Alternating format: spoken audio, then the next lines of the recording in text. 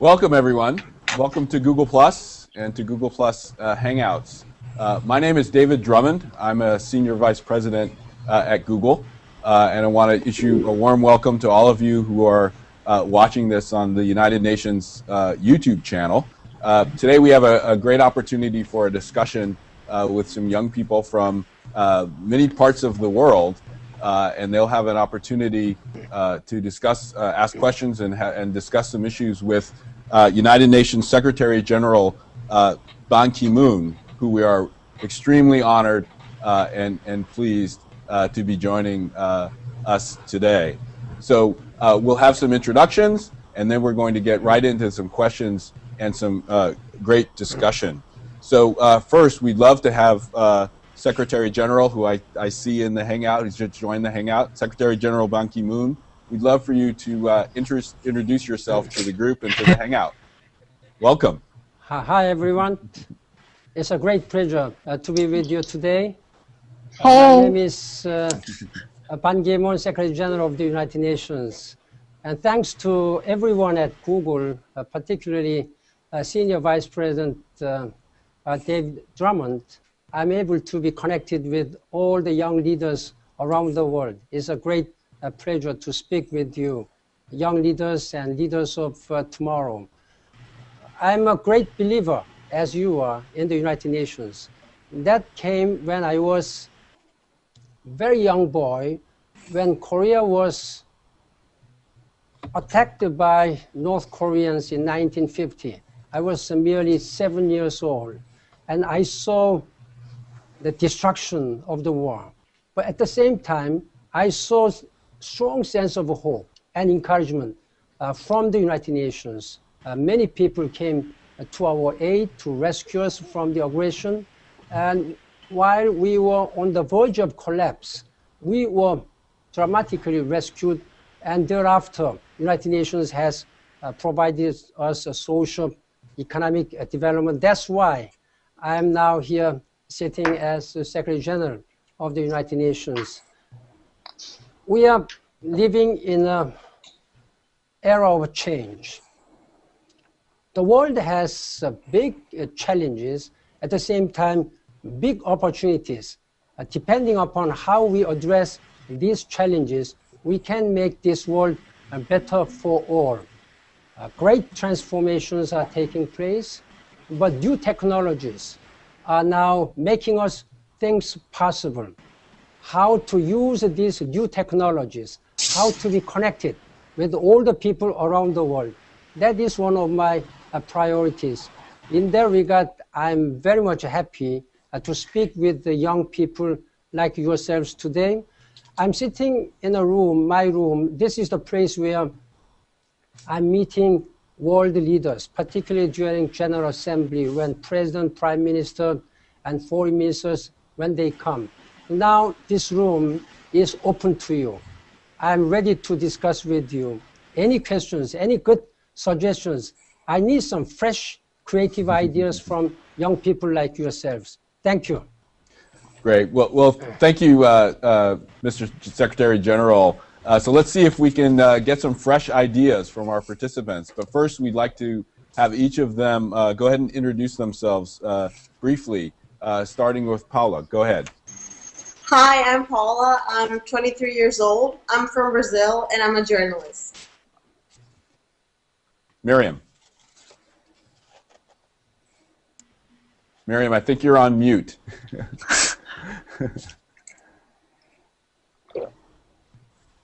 Go ahead.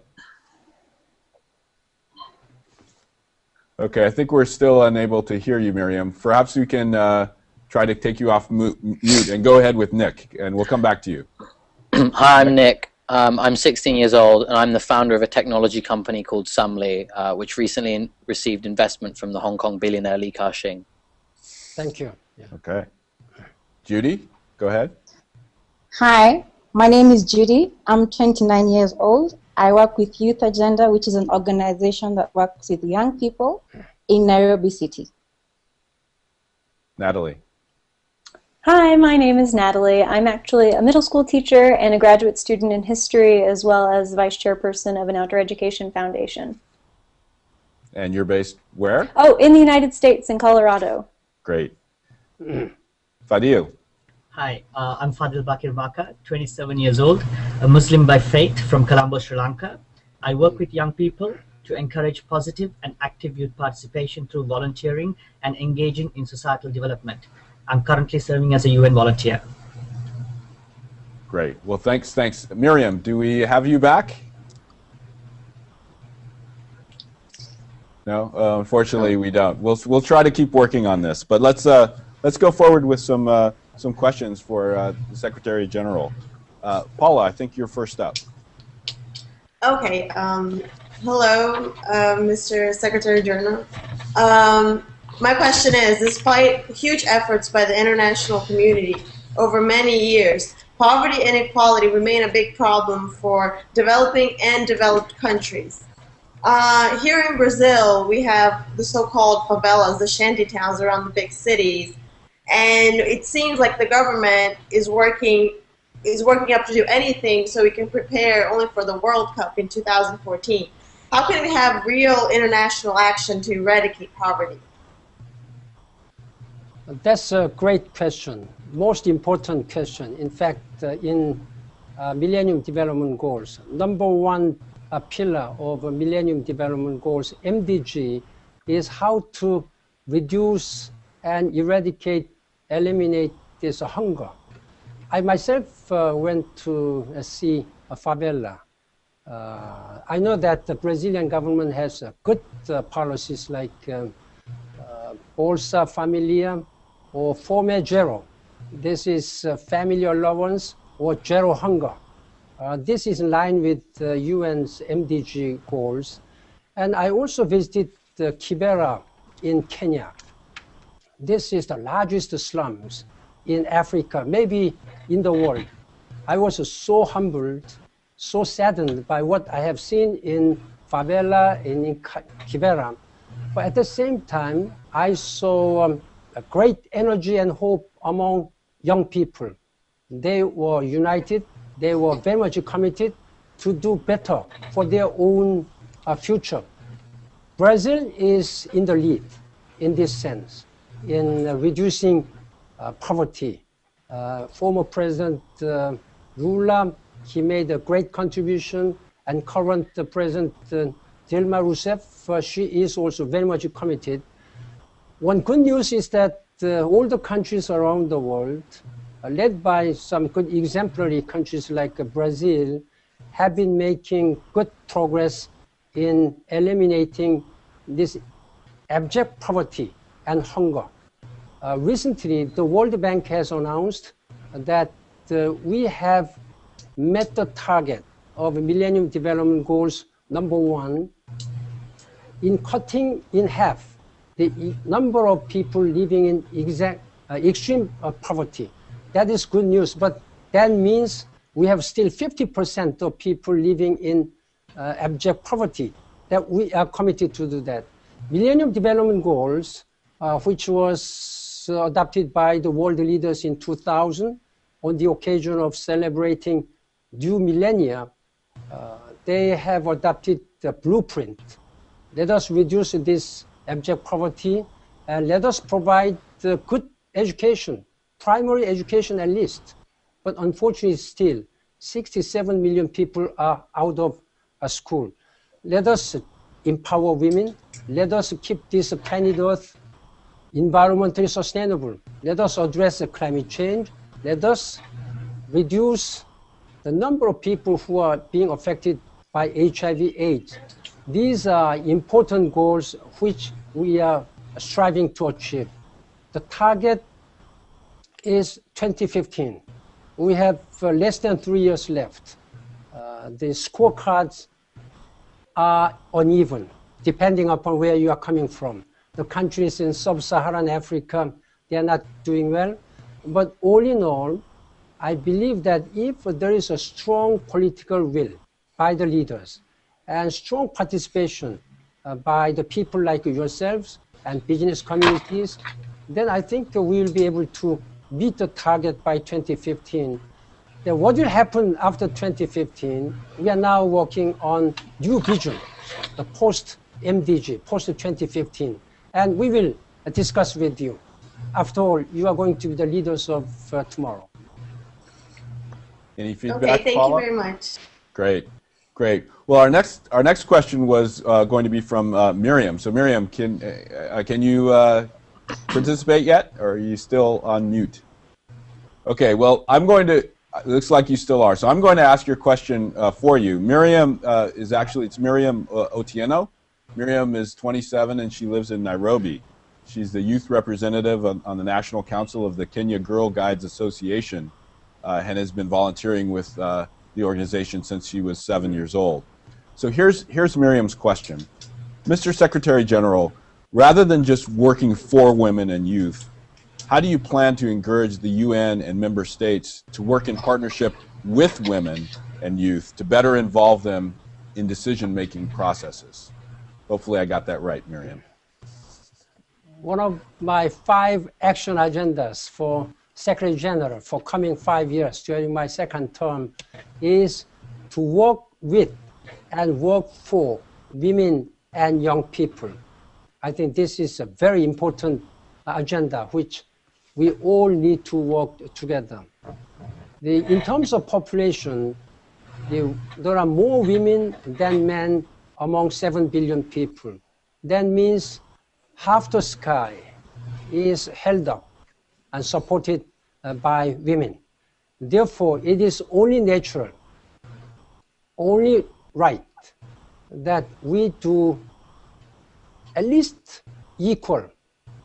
We give equal chance and opportunities to women, if not more. And we have to do more for young people. I'm leading by example in the United Nations. I have appointed more women envoys than my previous predecessors combined. And we have a lot of women senior advisors who are now working in decision-making positions. What is important at this time is there are many women who are working in minor positions, not the much important positions. But we have to empower women by appointing or electing to National Assembly so that they will be working and sitting in decision-making positions. Recently, the famous economic business magazine Forbes, Fortune, announced that their analysis among Fortune 500, they found that the more women are sitting in the board, those companies make more money, more profits. This is a great assessment. That's what I'm now trying to achieve in a very quick period of time. I'm also speaking to world leaders to follow the examples of the United Nations, which I have been doing. And particularly, we need to have more women in the parliament so that they can really reflect the voices and aspirations and concerns of women so that they can enact and they can reflect in national government policies. This is what the United Nations is going to focus coming 5 years. Great. Well, let's move to the next question. Nick, you're up. Hello, Mr. Secretary General. Over the last 6 months, I've been engaged in creating my own company, and I've been fortunate enough to have gained insight into the world of business and global opportunity. Unfortunately, due to the global recession we are continuing to address, youth unemployment seems to be on an increase. Yet technology continues to offer great opportunity for young adults to excel in business and potentially yield employment. In the UK, Education Secretary Michael Gove recently announced the introduction of programming lessons into the UK ICT curriculum to encourage students to create their own software and companies. What is the United Nations doing to help raise awareness in education systems across the world for entrepreneurship related to technology? I'd like to congratulate you, Nick, for your initiative. You are still very young, but you have established your own initiative to become an entrepreneur. Congratulations for that. Now, unfortunately, we are witnessing a very serious unemployment, youth unemployment. 75 million people are jobless, at least. And in Arab world, coming 1 decade, coming 10 years, they have to provide at least 50 million new jobs for young people to observe and accommodate the new entrants to the society. So we are very much seriously considering how we can meet these expectations and meet the new changing situations. I believe that education is the foundation of everything, particularly for youth. As a Secretary General and as one of the Korean citizens, where Korea has achieved very significant economic development, I am often asked, what's the secret of South Koreans having succeeded in making a socio-economic development? Without any hesitation, I say that's education. Education is the cross-cutting tool and means for not only young people, but even the older generations and any country to be able to make a socio-economic development as well as a political and democratic maturity. This is what I have experienced in my country.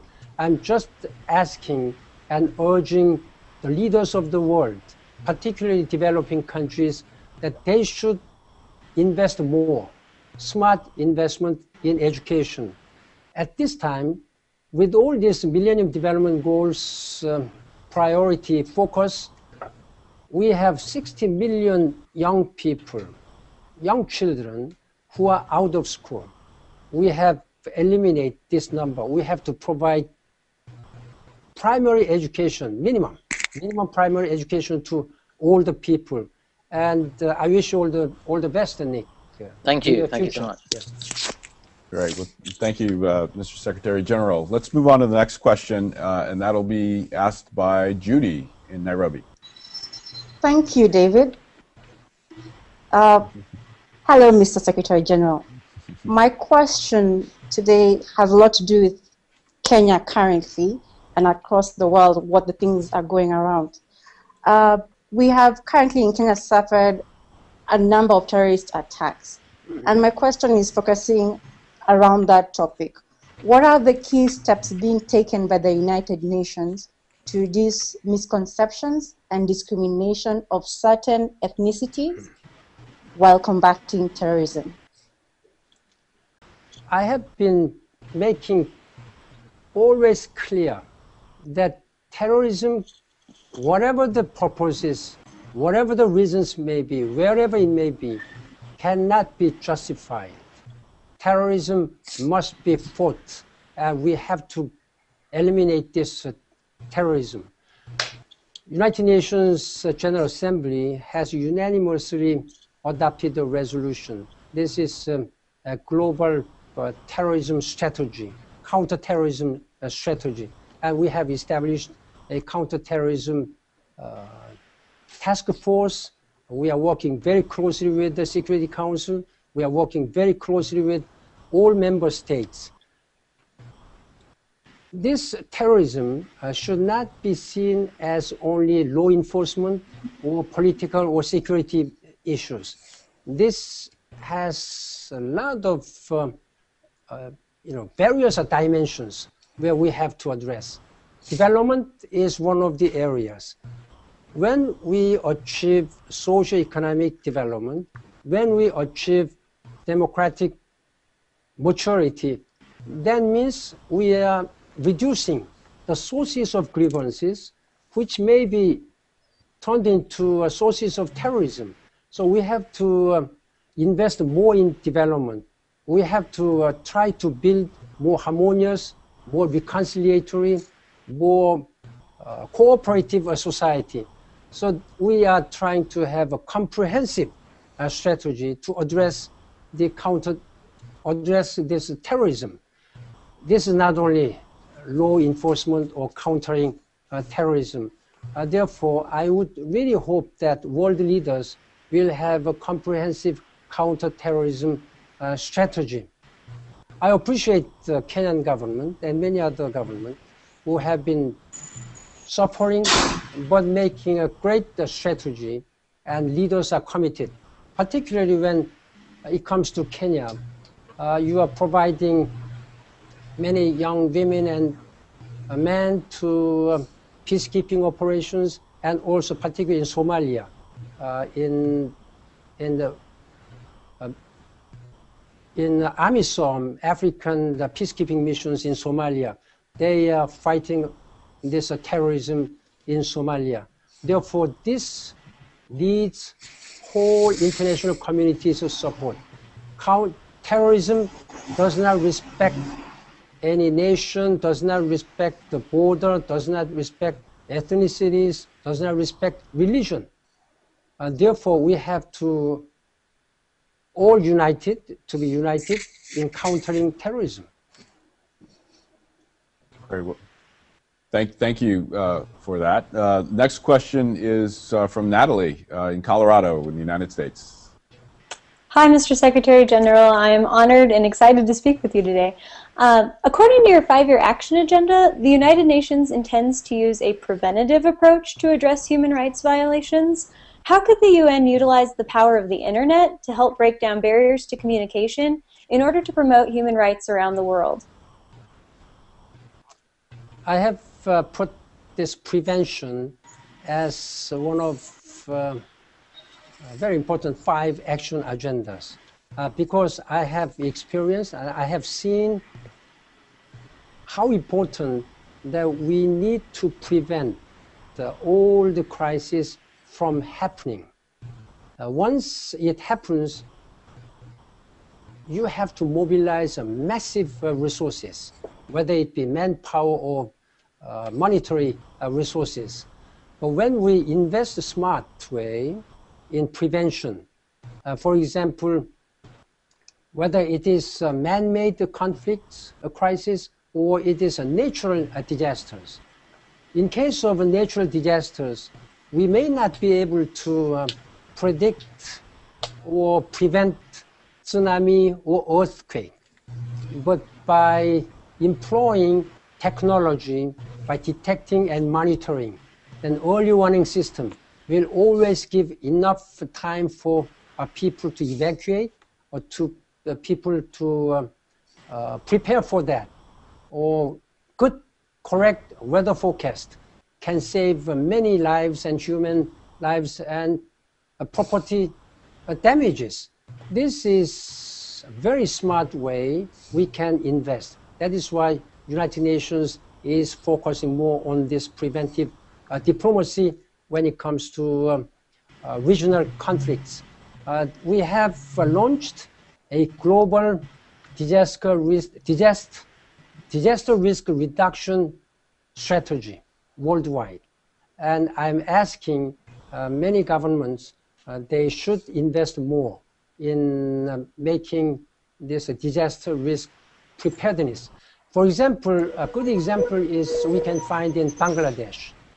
20 years ago, just one cyclone would kill 100,000 people a year. Now, 20 years later these days, the cyclone just kills some thousand people. Of course, some thousand people are too many, but still, we were able to reduce a great number of human losses by making disaster risk preparedness. In man-made disasters like conflicts or war, right, when we employ preventive diplomacy with less money, less time, then we can prevent the bigger war from smaller war becoming a bigger war, and or even grievances and frustrations developing into a regional war. So this is very important policy matters which United Nations is going to focus. Gotcha. Is there time for me? Is there time for me to ask a follow-up question? Sure, go ahead, Natalie. Well, I'm curious as well with that. How does the United Nations then plan to factor in culturally diverse norms when approaching issues of human rights? Then, now, in addressing terrorism, we must ensure that human rights and human dignity must be protected. Right. During the war or conflict, there is a tendency that the human rights may be easily abused and neglected. But United Nations make sure that human rights is a fundamental principle which must be protected. And there is the important principle of accountability. During the war or conflict, the human rights, particularly the marginalized group of people, women and girls, or very poor people, their human rights may be abused. Right. Then we always ask for accountability, a due process of pursuing the perpetrators be put on justice. This is very important process which we are now taking. United Nations and international community has established many tribunals seeking this accountability process. International Criminal Court, and we have established many tribunals starting from former Yugoslavia, Rwanda, Cambodia, and Sierra Leone, and Lebanon. Therefore, we have very good mechanisms in terms of protecting and promoting human rights. These human rights, whatever the cases, whatever the circumstances, must be protected. Great. And, you know, if I may, Mr. Secretary General, I'd like to use my moderator's privilege to ask you a follow-up question.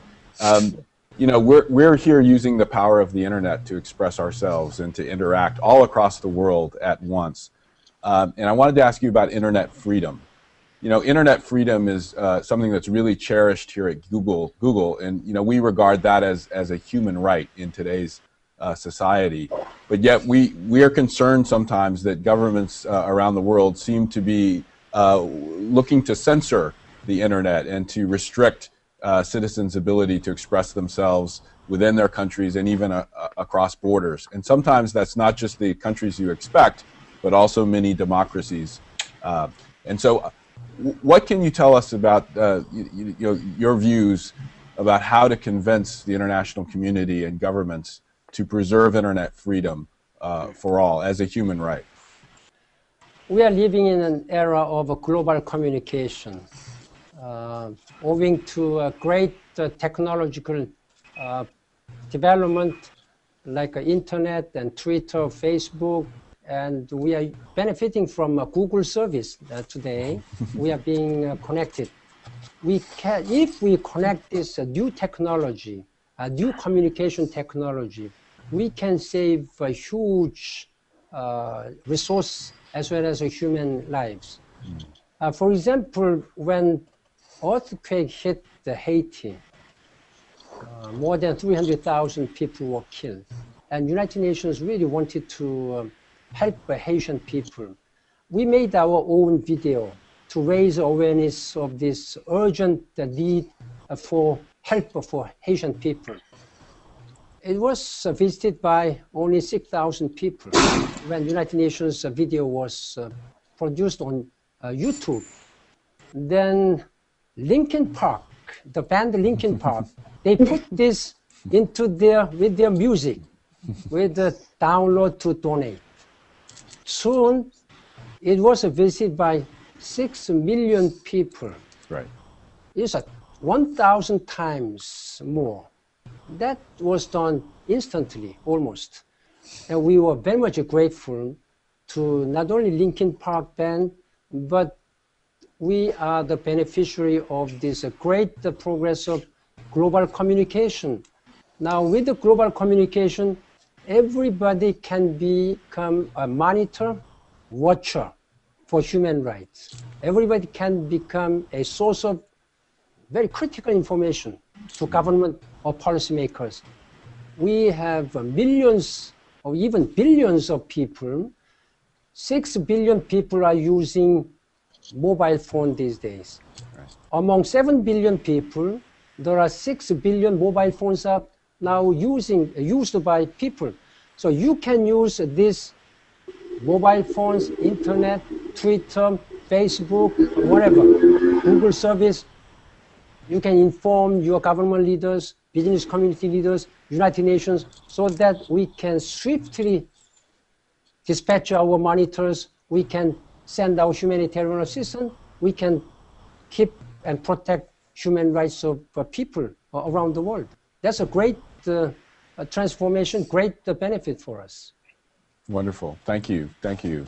So let's move on to the question from our final participant, Fadhil. Go ahead. Thank you, Mr. Secretary General, for having us here and discussing issues. My question is, what role is envisioned for young people in deciding the future we want? Often we say, and people say that often to you, you are the leaders of tomorrow. But I'm saying to you that you have already become leaders of today.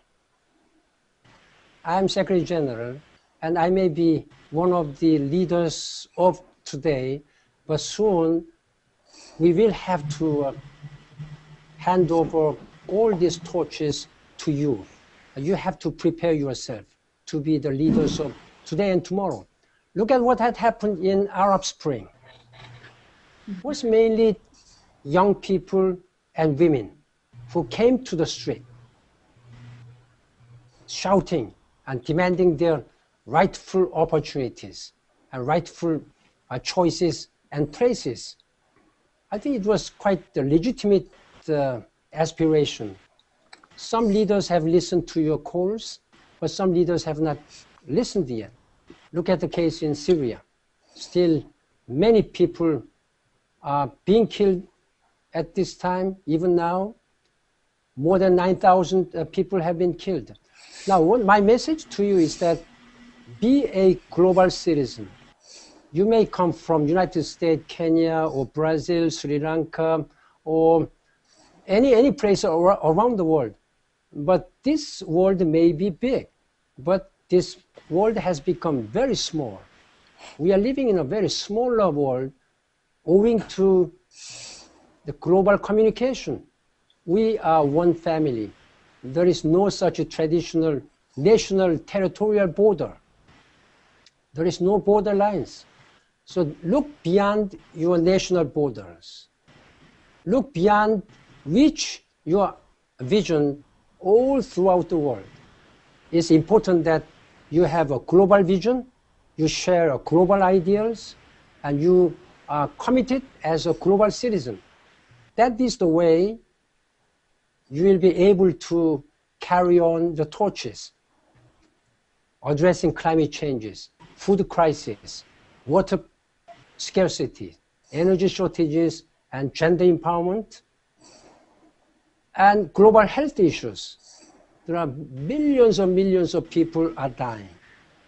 These days, every 90 seconds, a woman dies from complications of pregnancy and childbirth. Every 1 minute, 60 seconds, a woman is infected HIV/AIDS. This is a totally unacceptable situation. If we are united, if we are committed, like yourselves, using all this global communication, global leadership, that we can eliminate this. United Nations has a great vision, but this great vision cannot be realized without your full participation.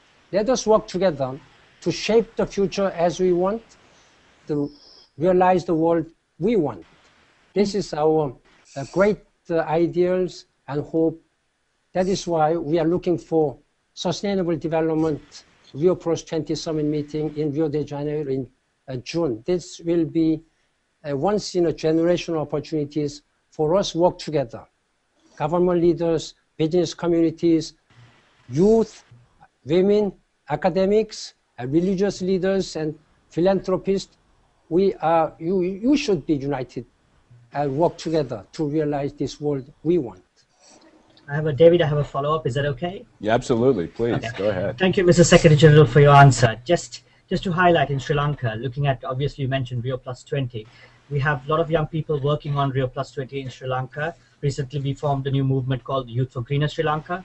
Then we have volunteers around the country working for the betterment of Sri Lanka. Then we also have youngsters, part of the MUN movement, so which is encouraging. But my question to you, Secretary General, Mr. Secretary General, is, now, you envision young people's participation in the United Nations system and also in discussion forums like that. Maybe a few privileged individuals who have access to internet. What about the underprivileged youth, people from the grassroots, young people? How do you plan to involve them? Maybe in the youth advisory group that's planned? United Nations is open to everybody, and particularly we welcome young people.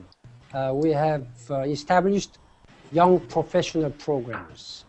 Whoever really wants to work as an international civil servant, then you are welcome to apply for that. And United Nations is not looking to only privileged persons. We are not speaking with only rich people, rich country. We try to address all sorts of people, particularly when it comes to people with disabilities, people with some difficulties, with challenges, a marginalized group of people, women and girls. They receive more focus and attention by the United Nations. We want to reduce these disparities. We want to realize a world of equity. There's a serious problem of equity at this time between rich and poor, between big and small, and between youth and aged group. So all these disparities should be bridged. Therefore, equity and balance and harmony, reconciliations, they are all important mottos which we are trying to promote and achieve. Thank you, Mr. Secretary General.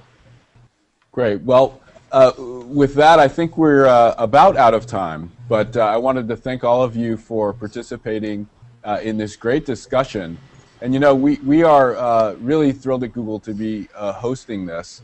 This is only one of the many platforms that we can all use as global citizens to really shrink the world and start talking to each other directly and more intimately. And we think this is just the beginning of what we'll be able to do with technology. So we hope that we'll be able to sync up with all of you again and hope that the United Nations continues to use these platforms to get these great words out so that we can continue to work toward development, peace, and human rights. Mr. Secretary General, thank you so much for joining us today, and we look forward to hosting many more of these. And thanks to all of the participants. Thank you very much, Mr. David Drummond, and thank you for all of you.